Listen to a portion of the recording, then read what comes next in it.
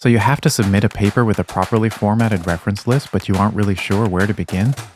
Hi everyone, I'm Dr. Zach Nambu. I'm a professional educator and researcher, and in this tutorial I'm going to show you 3 different ways of preparing your reference entries to make sure they're ready for submission. Let's get started.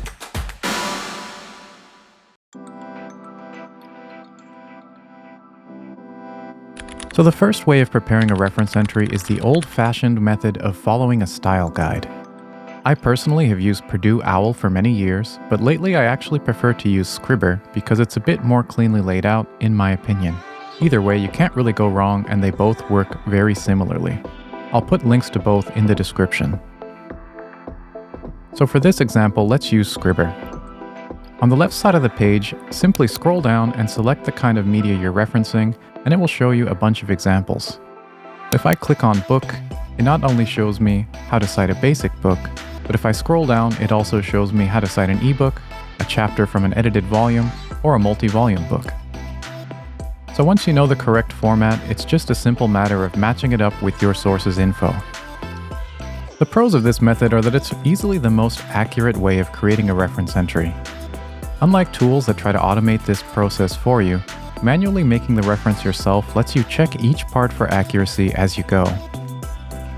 Another benefit of doing it this way is you'll gain a lot of knowledge and familiarity with the formatting rules, and eventually you probably won't need to consult a guide so often, or maybe not at all.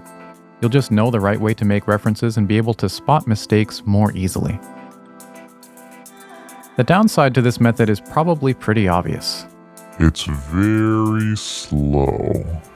But luckily there are some great resources out there that can speed this process up, albeit with their own quirks to be aware of.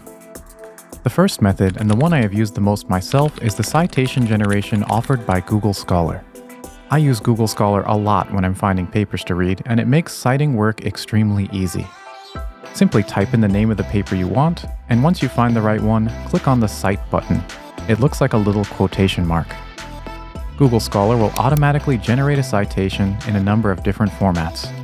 Pick the one that's right for you and copy and paste it into a separate document for safekeeping or directly into your reference list.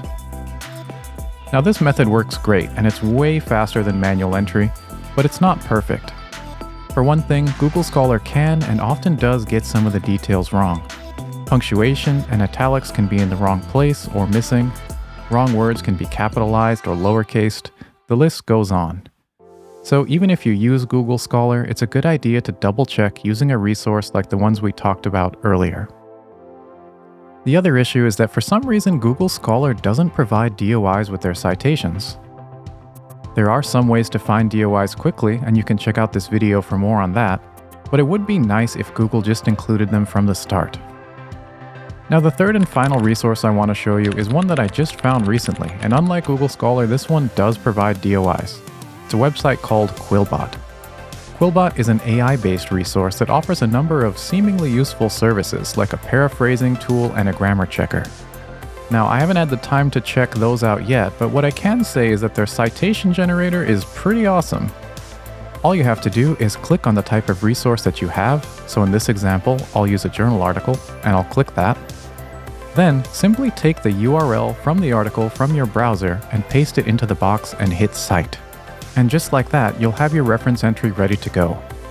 Like I mentioned before, one great advantage of using this instead of Google Scholar is that it does provide you with the DOI entry, which will save you the extra step of having to go and find it later. Another great thing is that it automatically saves a list of every reference that you generate using the service.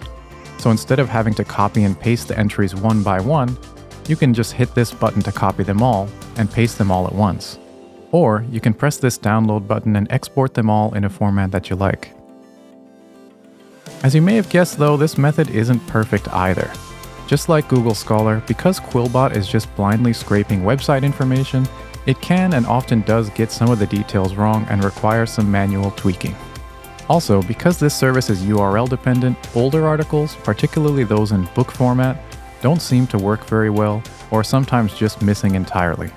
So unfortunately, there isn't really one method to rule them all in this case, but mixing and matching these techniques to suit your needs seems to be the best option for the moment. So that's going to be all for this tutorial. Do you know of a better way to handle references? Let me know in the comments. If you found this video helpful, don't forget to like and subscribe, and I'll see you in the next one. Peace.